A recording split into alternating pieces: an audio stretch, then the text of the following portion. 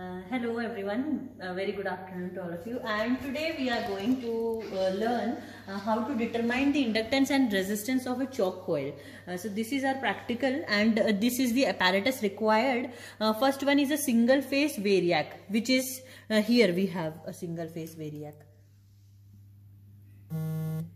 This is used for varying of the voltage which we are giving, because we are giving supply and we don't want to subject our experimental setup directly to the supply which is coming. So we can do it by controlling this knob, and in steps we can increase the voltage. And then next we have a wattmeter. This is the wattmeter which we are using, dynamo type wattmeter. 300 volts range is the range which we have selected for the practical. Next is an ammeter. This is the ammeter. Next is a voltmeter. This is the voltmeter. And these are the connecting wires, and this is the choke which we are using for finding out the resistance and inductance. So this is the circuit diagram of our practical, in which we are using this single phase auto transformer, which is whose one end is going to the wattmeter's M terminal, and the wattmeter, it is the L port of the wattmeter is then connected to the common of the ammeter, and the ammeter is then connected to the load and the voltmeter. Load and voltmeters are connected in parallel, and it's then one end is going to back to the supply. So I'll explain it to you how it is connected here. The M and the C of the wattmeters can be seen here. M and C, they are shorted, as can be seen. Then the L of the wattmeter, L, it is then going to be connected to the common of the ammeter.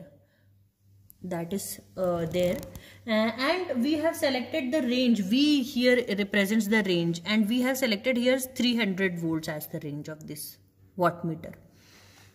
So this is about wattmeter, and one of the very important things which we have to identify about the wattmeter is its multiplication factor. MF we call it, multiplication factor. Its formula is V range into I range into cos phi divided by the full scale reading. So here the V range we have taken is 300, and the I range which we have taken, it depends upon these blades, how they are connected. When they are connected in this fashion, the manufacturer has given this table which says that when the plates are connected this way, then the current range is 5 amps, and corresponding to 5 amps we can see here in the table that the current should be, the multiplication factor should be 2. So we can also do it here, that is 300 into 5 into cos phi. Cos phi can be seen here, the cos phi of the meter is 0.2 divided by the full scale deflection. It is, the full scale range of this meter is 150. So you do it, you calculate it, it is going to come out to be 2. It is going to come out 2. You can either find it this way, or you can use this table also. And you can use the table also, and with the help of the table also you can find out that the multiplication factor is 2 for this table. At the experiment, with the help of the auto transformer, we are going to see on the voltmeter it should be 230 volts. We have to give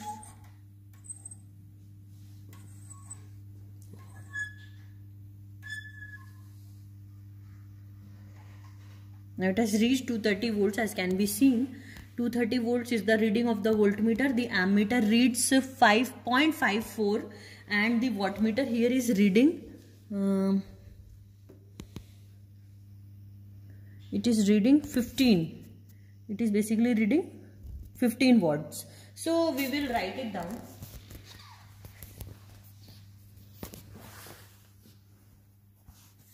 (115), but this is 15, and 15 needs to be multiplied with the multiplication factor which we have found out was 2. So actually the wattage here is 30.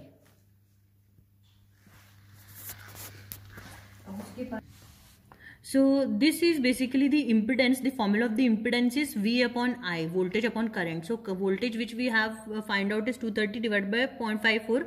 So it gives 425.92 ohms as Z.